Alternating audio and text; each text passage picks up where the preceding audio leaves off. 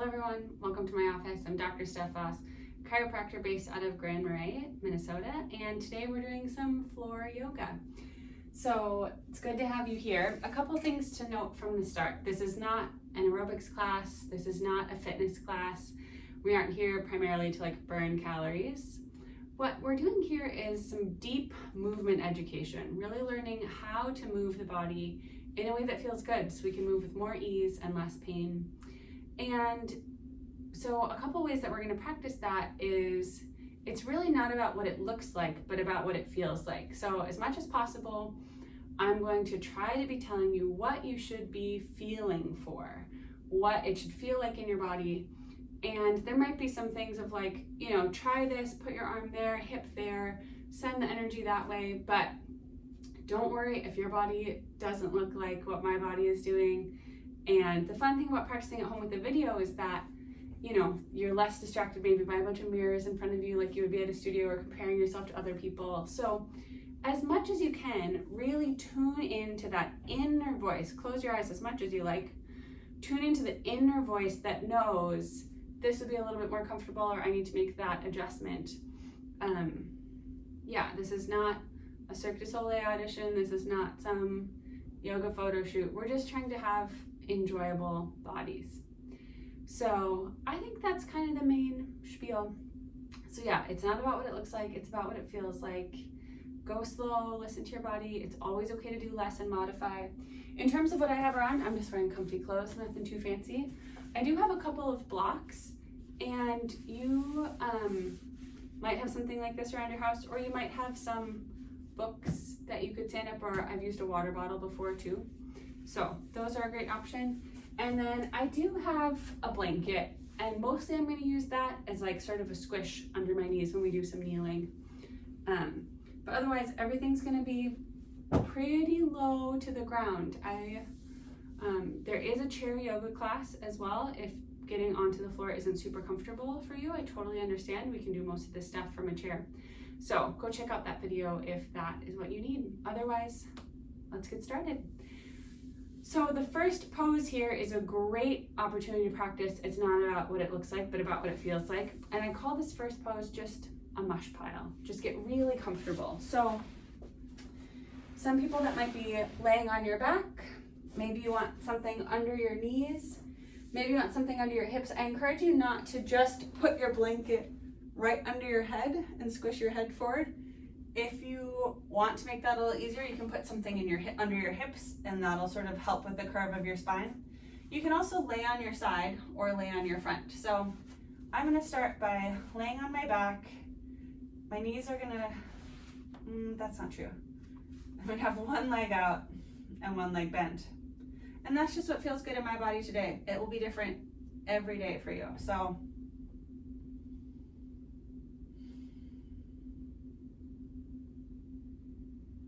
just start to find something comfortable and then let go.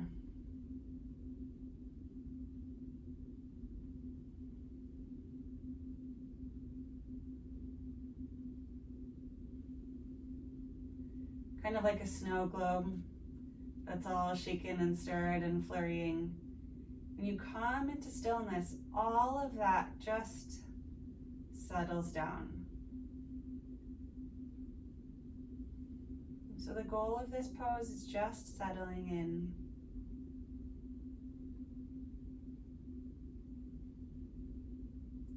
Getting deep into our bodies.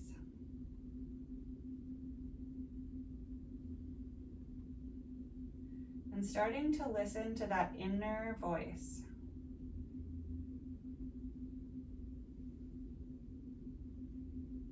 That voice that for me said, no, I don't want my knee knocked in. I want my hip flat and long. And I was like, okay, we'll do that. But you might start taking a little walk around your body, listening to that voice, noting the things that your body points out along the way. A little achiness here, maybe some restlessness here, thoughts spinning by here. You might see some emotions, some grief, some worry, some joy or delight.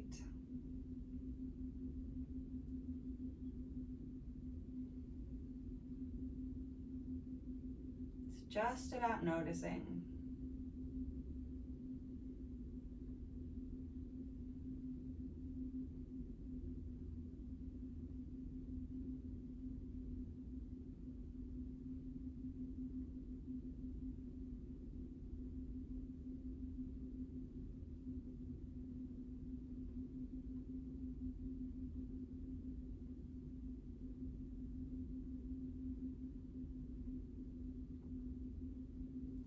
We're really tuning into that internal voice so that as we start to add other complications of different arrangements in our limbs and gravity interacting with us in more ways, we can still recognize that voice. The voice of our body can sort of rise above the commotion and we can hear that voice really clearly.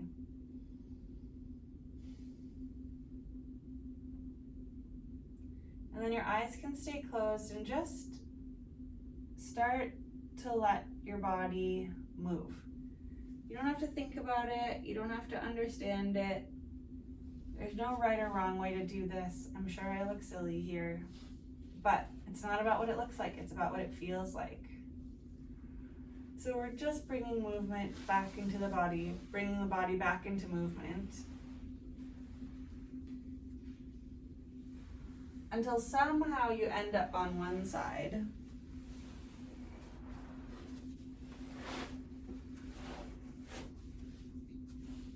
You don't have to land in a particular way, just on one side.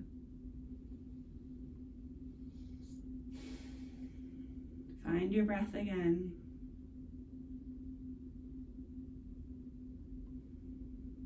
And then make your way up to seated by bringing your chest towards your lap. You don't even really need your arms.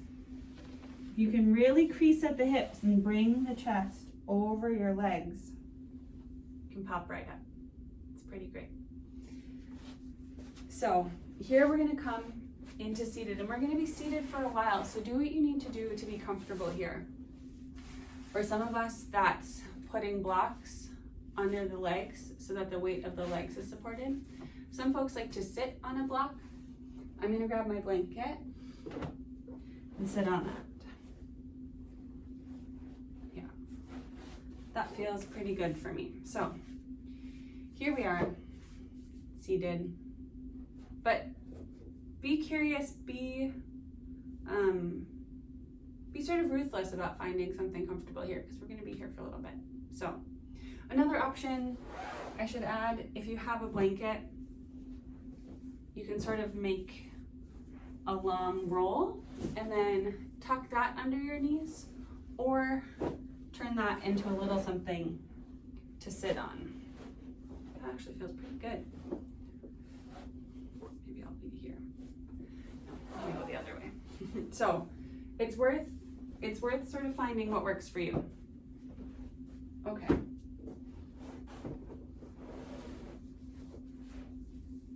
Then right ear towards right shoulder. Just going for a gentle opening across the side of the neck. And don't worry about going as far as you can go or pushing too hard. It's just using time and gravity and the weight of your head to open that up.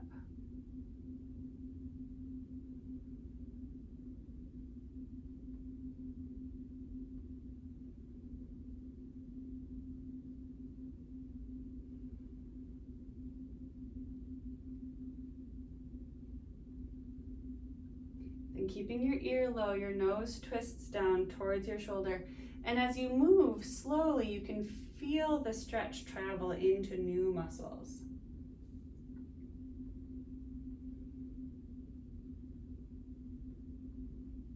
Those of you who are faithful, I've got your back watchers, you'll recognize this. These are the neck stretches that are, they have their own little video, but we're putting all these pieces together here.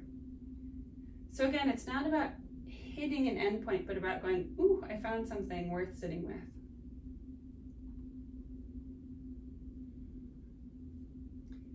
Then keeping your nose low, chin tucks down towards your chest. See if you can watch where that stretch moves to.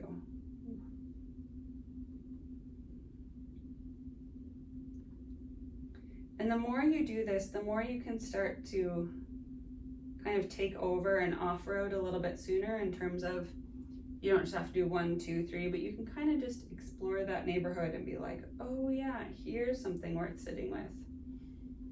You don't have to give equal time to all 3 of those positions. You don't have to wait for me to give you that permission.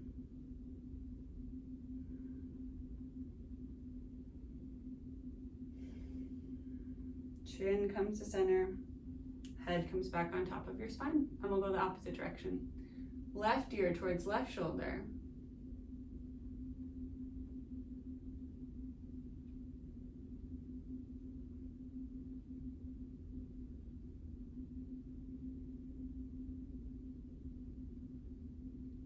Nose twists down, so your right cheek is facing forward now.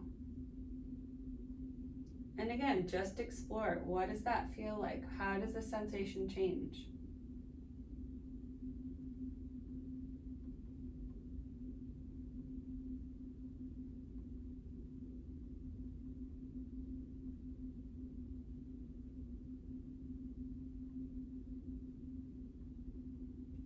Then chin comes down towards your collarbone. For me today, both of these have been kind of the biggest one to work on, to give space to. That tuck.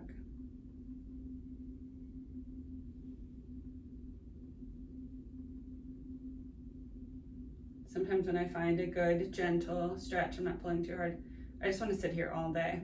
But chin comes to center, head comes up tall. All of it is good. All of it is just keeping the body in motion. Next, we're going to move into a side bend. So right hand comes down on the ground. Left hip really plugs down, down, down. It's almost like your sit bones are like a little plug into an outlet. Really firm beneath you. The armpit is going to reach up, up, up, over and away. So you can have your arm straight, but you don't have to. It doesn't really matter what happens past the elbow. You can reach with your elbow, reach with your armpit, send that hip down. Right hip on the ground, and rather than collapsing through the waist, use that bottom arm to push more space up and over. So the goal here is really fanning out the rib cage, getting as much space between those ribs as we can.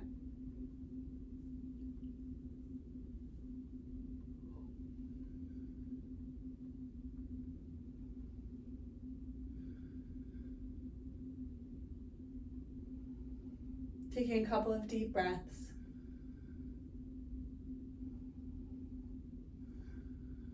Really reaching down with the hip, up and over with the chest. Using the bottom arm for support.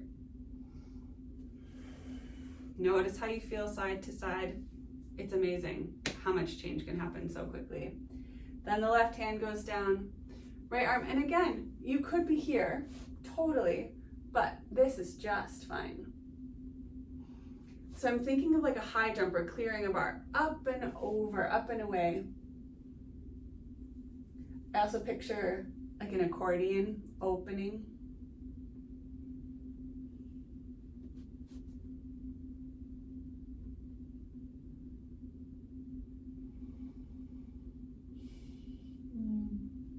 Really using my bottom arm to get more length through the side. Stretching all the way from the tip of my elbow through my armpit, sending my hip down.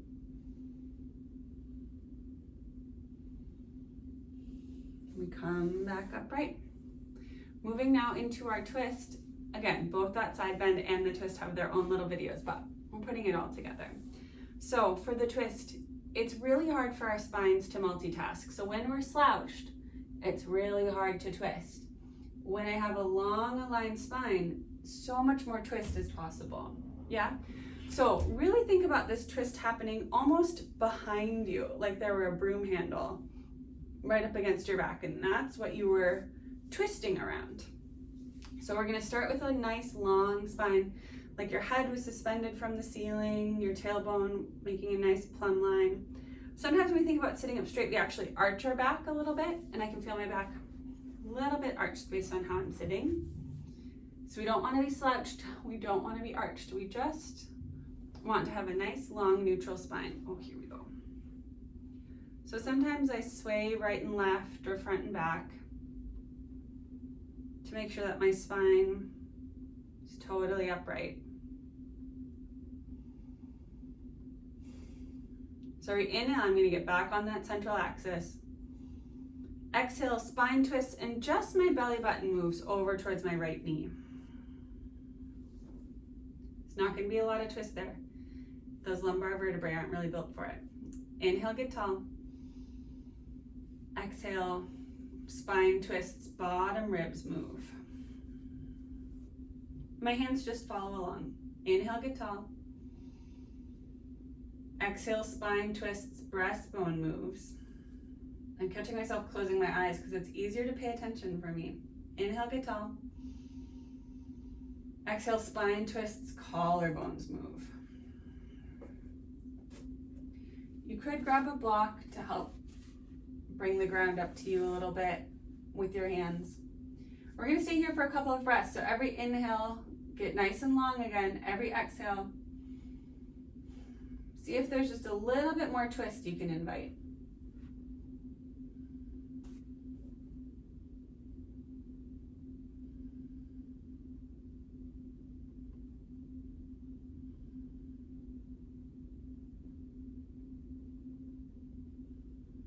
And coming back to center.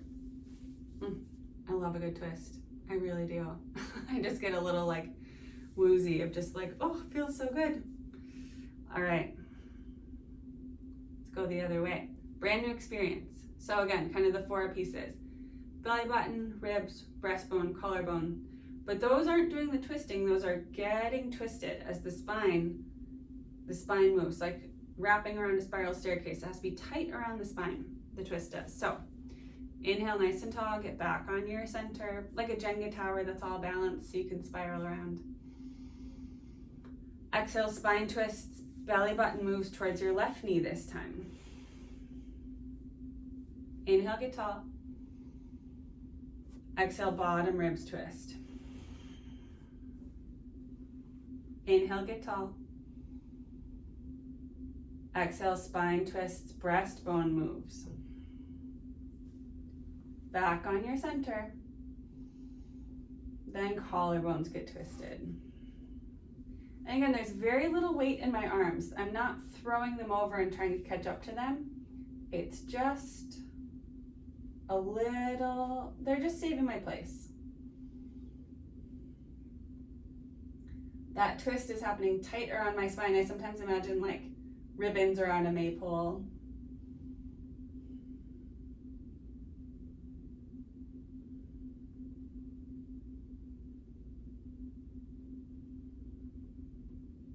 Just really exploring what's possible, listening to your body. If I get a little longer, is there a little bit more space here or there? Keeping the shoulders out of the ears. It's great for our digestion, for our vagus nerve, for our nervous system. Just kind of wrings you out. And back to center. We're going to come now onto hands and knees. I'm going to keep my blocks nearby. But coming onto hands and knees, so there are a couple options if you need a little extra support for kneeling to be comfortable. One is to grab a blanket. The other, you can put like a Z fold in your mat. So it's one little pleat and you have a little crinkle in there, and that sort of triples your mat. I know some of my students often just use two mats anyways, but I'm going to use a blanket, which is a little more support than I need, but it's what I had lying around. So here we are, hands and knees. And if this is too intense on your wrists, you can always come up onto your fists, and then you can keep your wrists nice and straight. We're moving into an arch and curl here, and so it's really just about the pelvis. If you imagine this is my pelvis, look, here's my pelvis, right? You got a belly button here, front hip bones, tailbone back here. So if this is my pelvis, all we're going to be doing is a forward tilt and a backward tilt. And when I'm on my hands and knees, it's going to be a forward tilt and a backward tilt.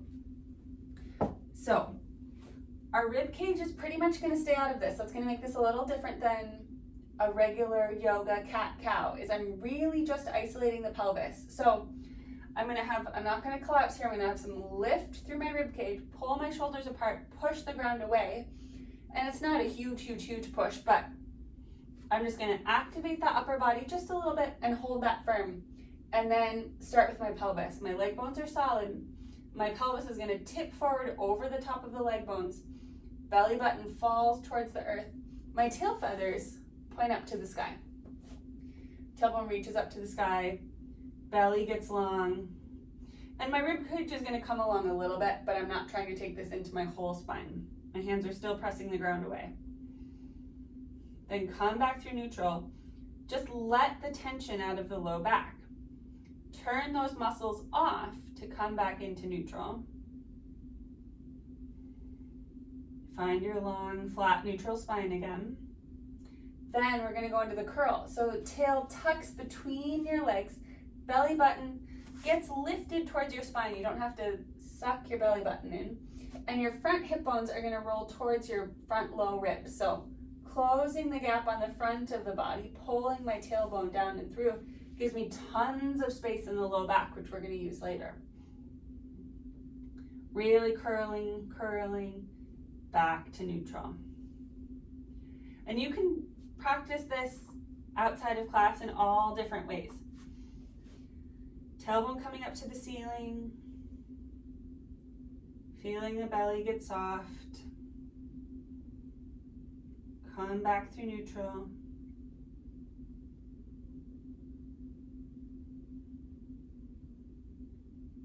Then curling the tailbone under, rolling the front hip bones towards the rib cage. Belly button gets lifted. Really spacious low back. I think this feels so good. Back to neutral. Keep playing with that on hands and knees. You can also do that laying on your back, or you could do it seated upright.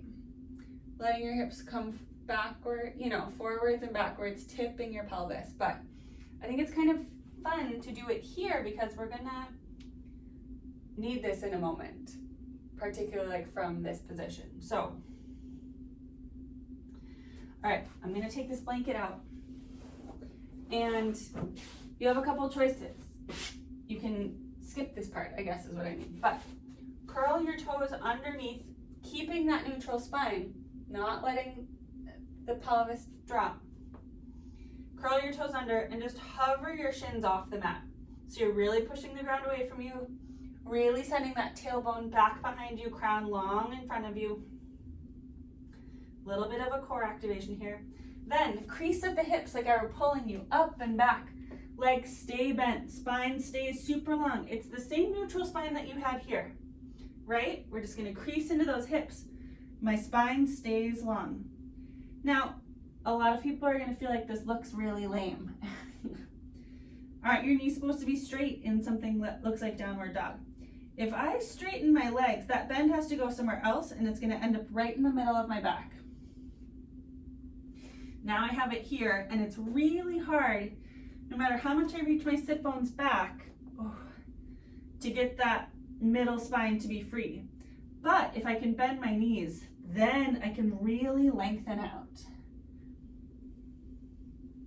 So it's wonderful to have a bend in your knees so that you can have a really long spine. Imagine that we're pulling up from your hip creases up towards the back corner where the ceiling meets the wall, sending your tailbone up and back, head down and long. Okay, I'm gonna bring this blanket in for my left knee. Your right foot is gonna step up to the front of the mat between your hands, and you have a couple options here. One, you can just walk your foot up, or you can pull your right heel towards your right glute, come into a hovering plank, and then step your right foot through. My left knee is gonna go down, and we're going for a stretch on the front of the hip. So there's a couple, I'm gonna reach for my blocks. I'm gonna have them close by. There's a couple parts to this. So the first, the hips are gonna swoop down and forward. So there's a down and forward swoop to the hips. Then the body is gonna keep that swoop going. My hips go down and forward, my body comes up. Already I've got a good stretch here. I want you to check out and make sure that your ankle is under your knee. So I have to do a little inch, so that my shin is straight up and down. Otherwise it's pretty vulnerable for my knee gets a little wibbly and your ankle gets a little wibbly. This is where it's great to have blocks. You can have a chair next to you if you're doing this. You know, if you could grab a chair next to the couch, whatever you're nearby, or again, like a tall water bottle or a thermos or something, some books. So what we're really going for is a stretch deep in the front of the left hip, the left groin there. So my body is up. I'm using my environment to sort of help support me, not stress this out too much. And this is a great example of it's not about what it looks like, but what about what it feels like. You might look way back here and feel a ton. Great, as long as you're feeling it right on the front of the hip, front of the groin.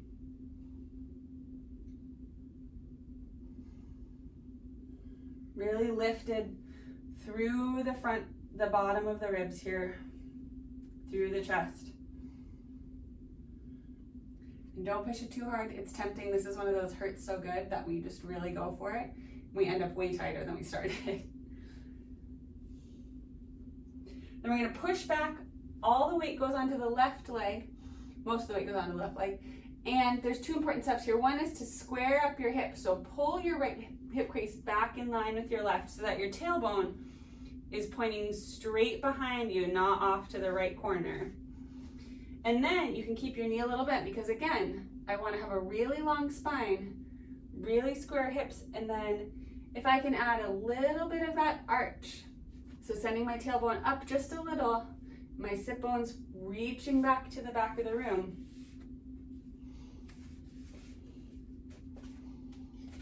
Then I can be here and get a huge stretch. And I don't have to try to get my nose down to my knee. I don't have to lock my knee and put that into my spine. I can have a really long spine, really reach with that right sit bone all the way back. Huge opening on the back of the leg. And I don't have to practice slouching. I don't have to collapse my upper body, right?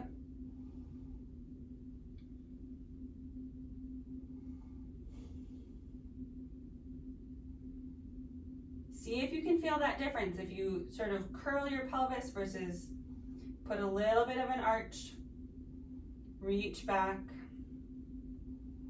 Really think about sending that sit bone behind you. All the muscles that we're stretching attach there, so it makes sense to really reach with that. You can pull your toes towards your nose and get a little bit of a calf stretch as well. Bonus points, you can turn the sole of your foot in towards the middle of the mat, in towards your left leg, or you can reach the sole of your foot, kind of flare it away from you, and you'll feel that the calf stretch goes different places. All right, last little one here. Coming onto the right leg, left leg goes out to the side. And we're just feeling a little stretch through the inner left thigh. If that doesn't work for you, that's fine. You can be right here, seated on the ground, one leg folded, and send your hips back, body forward.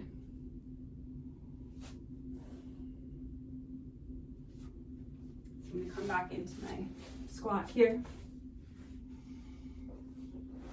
And we're gonna do that whole thing on the other side. So we're gonna meet back in our bent leg downward dog. Maybe you just wanna climb back there, or maybe you wanna come through a plank, kind of hovering plank, both legs behind you. Bend at your knees, crease at the hips. Send those hip creases up and back. You know, generous bend in the knees, really long spine. And we'll go the other way. So left foot comes between your hands, maybe pull that heel in, hovering plank, foot goes down. Now my right knee is gonna go down. My hips, keep my blocks close by. I always move those too far. Hips go down and forward, swoop, swoop, swoop. And already I've got a pretty intense stretch here. I'm gonna check out that that ankle is directly underneath the knee. I had to inch my foot forward a little bit. And then I'm just gonna bring my body up. Part of the trajectory here. Swoop, swoop. So this is the psoas muscle. They actually start on the front side of the spine at the bottom of the ribs and then attaches on the inside of your leg bone. So by having that leg bone back, by having our spine lifted, we're really getting to all the fibers of this muscle.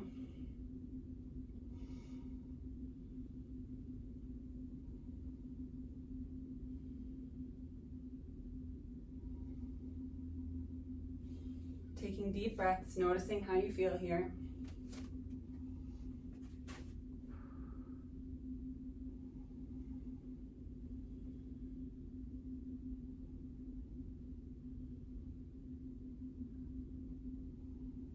And push back onto the right leg. Pull the left hip crease back in line with the right.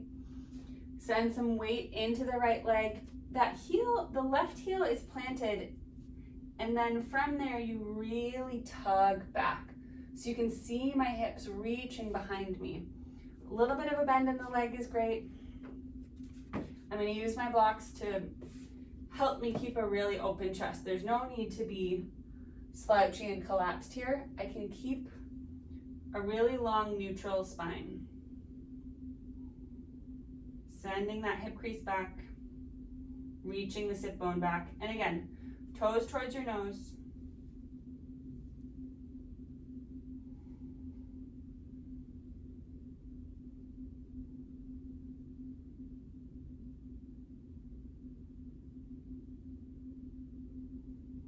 Feel that opening up. And again, don't tug too hard. We want to let these muscles know that it's safe to let go. And if we pull too much, they're going to freak out and feel a little attacked. End up tighter tomorrow. Then here we're going to go into the same thing. So weight comes onto the left leg. Right leg kicks out to the side. And I think about sending my hips down. So the more that I can reach my sit bone down and behind me, the more I'm going to get a stretch through the inner leg.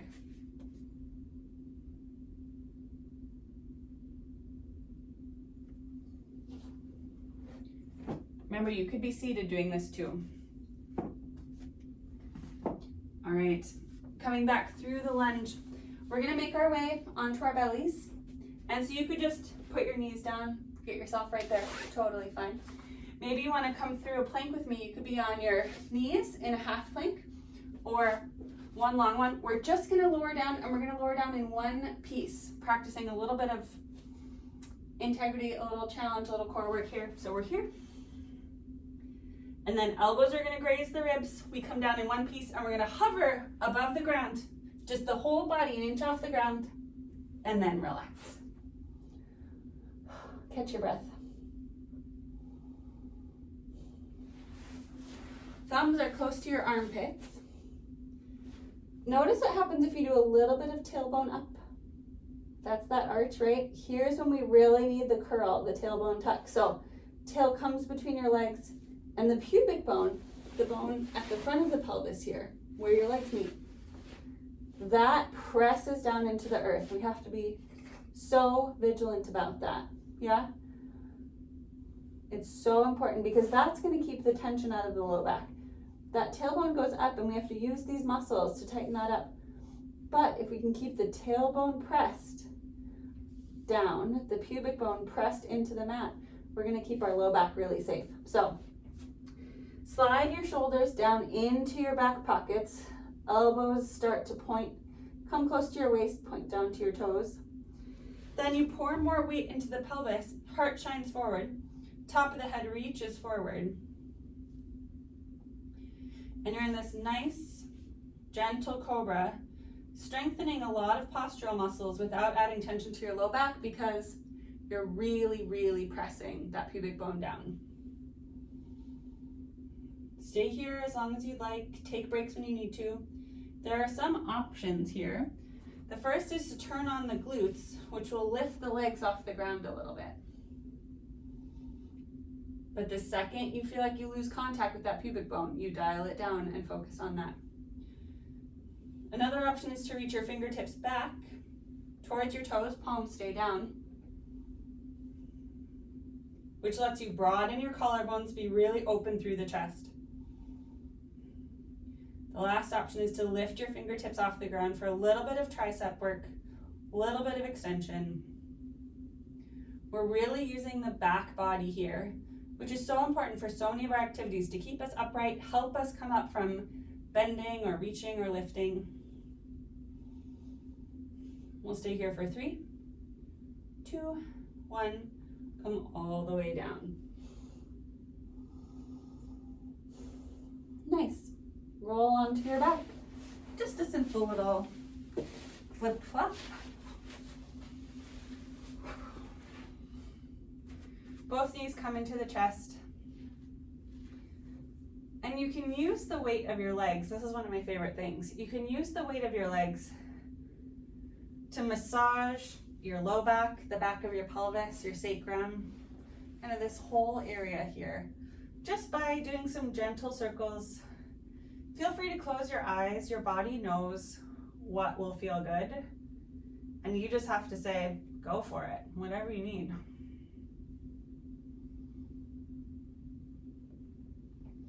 I sometimes feel, it just happened, I sometimes feel my sacrum adjust as I do this, that triangular bone that's kind of the keystone of the spine, just like settles back in where they're meant to be. That always feels good.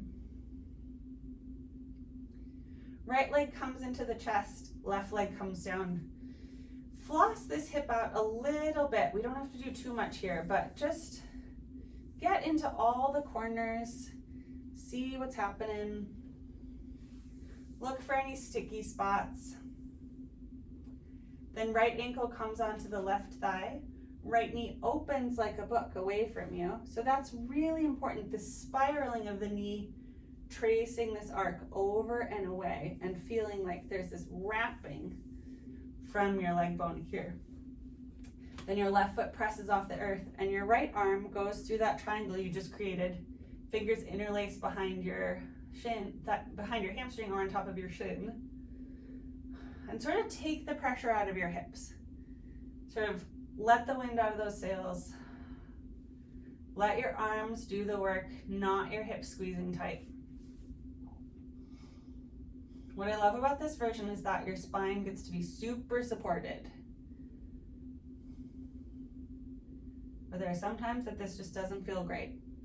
So you either stay here laying on the ground, or you can do the seated, which has been feeling better for me lately, so I'm going to demonstrate it.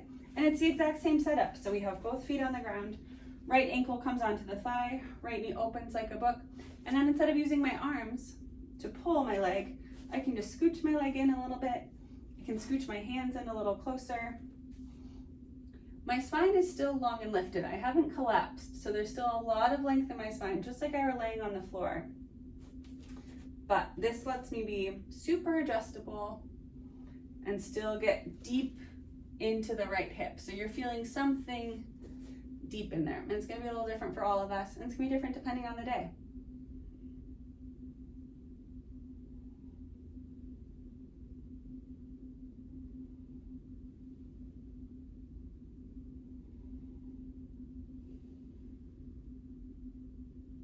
You can let that go. Notice how you feel side to side. And we'll bring the left hip in and circle the left hip around. So right leg can be long or right leg can be bent. Our goal is just looking for any sticky spots in the left hip. Now, if you've got a hip impingement or a hip replacement or something, don't go sort of outside of the window of tolerance here. You don't have to push it. We don't want to make anything worse, right? Just exploring. Then the left ankle comes on top of the right thigh. Left knee makes that arc away, opening like a door. Right leg pushes off. Left arm goes through, interlace behind your hamstring or on top of your shin. Really long spine. Let your hips go. It's not their turn. Nothing you have to hold in there. Again, I'm gonna do this sitting up. But if you're comfy on your back, stay right on your back. You can also do this if you want a little bit more back support. You can do this against a wall.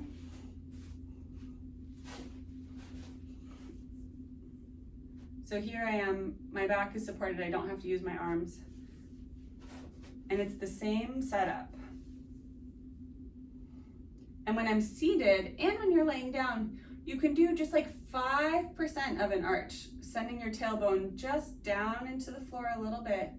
Or I think it's easier to do this when you're seated, either sitting up with your back against the wall or self-supported, to just send that tailbone a little bit behind you, send those sit bones down and back, just like with our hamstring stretch, to really get deep into the back of the hip. As you do this more, there are some options of you can let your knee drift a little bit away from center or drift a little bit towards center. And don't move too much kind of as an evasive maneuver, but just sort of see like, oh, maybe there's something over there that needs a little attention today, or something over here that needs a little attention.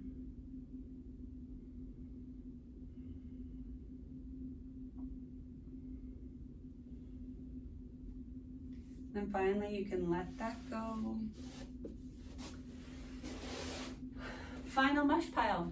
So maybe you're on your side, maybe you're on your back, all stretched out. Limbs can be anywhere on your body, wherever you'd like to go. I've been really jamming laying on my front, so I'm gonna lay on my front for my final mush pile. Again, here it's just about giving in, relaxing, letting go.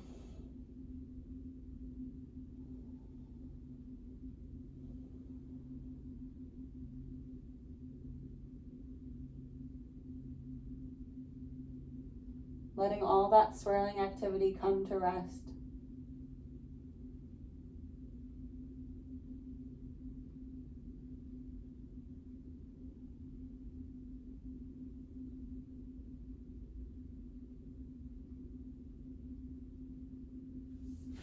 Letting yourself be totally heavy, giving all your weight over to the earth.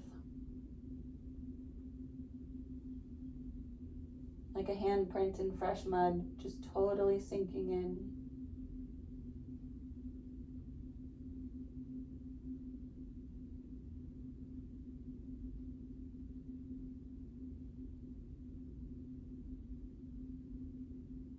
Releasing everything you can release. Softening everything you can soften.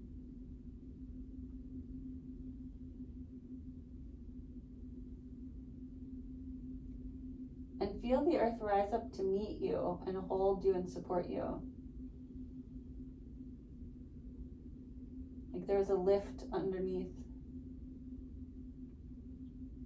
So it's like you're floating on the surface of a lake, totally buoyant, totally held, weightless.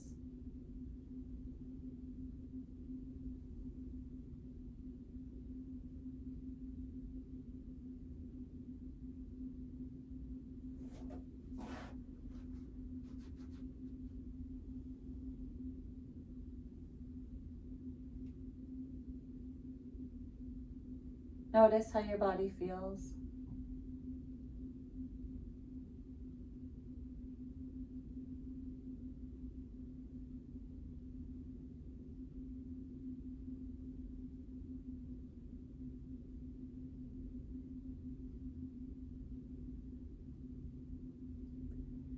And if you can, try to bring to mind a moment that felt really good in your body. Maybe it was feeling a stretch in a new way today or a deeper way. Opening up some movement pathways you haven't used in a while. Or maybe it's something you've done recently, a person you got to see and hold close.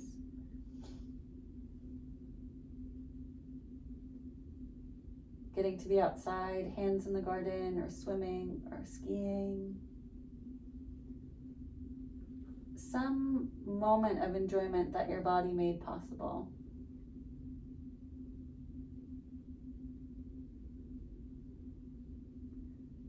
And with that in mind, cultivate that feeling of true appreciation and gladness and gratitude. Sprinkle that all over your body.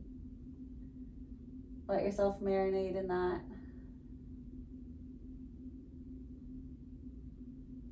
Letting it fill all the spaces between all of your cells.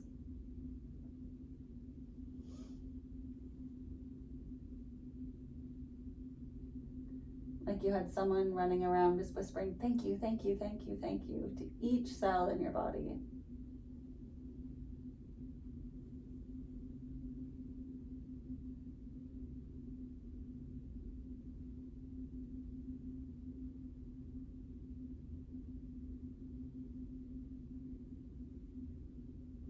And after the next couple of breaths,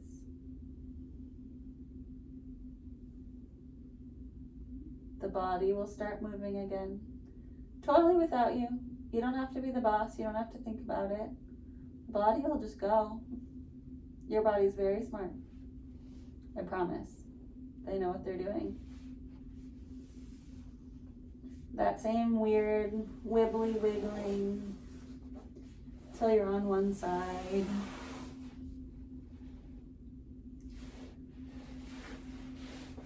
Pretend just for the next 90 seconds that you're in some weird rolling around on the floor dance class. Making your way onto your side and eventually somehow up to seated. There's no right way to do it, no wrong way to do it. Just let it sort of happen organically. Such a pleasure to be with you in class today. Thank you so much for taking good care of yourself. Remember, bodies are meant to be enjoyed. If you have any questions, please reach out to me through my website, drstephfoss.com, and we'll see you next time. Thanks for coming.